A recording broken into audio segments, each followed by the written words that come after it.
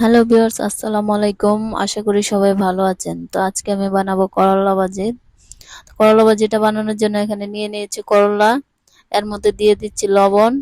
লবণ দিয়ে করলাগুলোকে ভালো করে মেখে নিব। মেখে নেওয়ার পরে এই করলাগুলো আমি 30 মিনিটের জন্য রেখে দিব। তো এইভাবে ভালো করে লবণের সাথে আপনারা করলাগুলোকে মেখে দিবেন। তো এখানে আমি 30 মিনিটের জন্য রেখে দিচ্ছি। তো 30 মিনিট পরে দেখেন আমাদের করলাগুলো নরম হয়ে গেছে। তো এগুলোকে আমি এখন ভালোভাবে চেপে চেপে এর মধ্যে থেকে পানিটা বের করে নিব।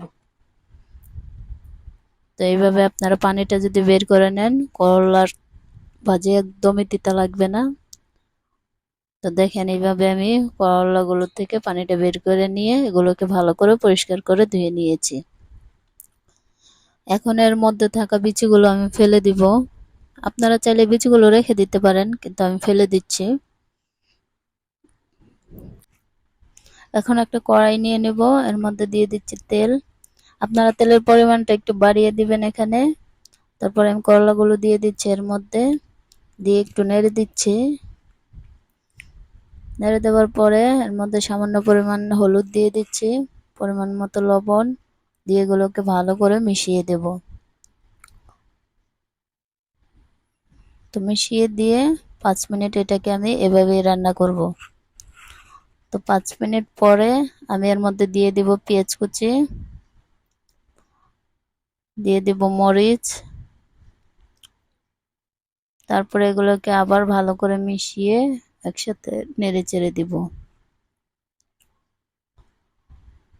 এভাবে মিশিয়ে দিয়ে আমি এটাকে 5 মিনিট রান্না করব। তো 5 মিনিট পরে এর কালারটা অন্যরকম হয়ে যাবে।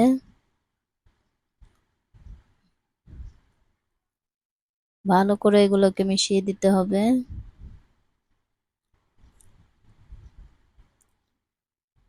তো দেখেন 5 মিনিট পরে আমাদের করলা ভাজিটা কেমন হয়েছে।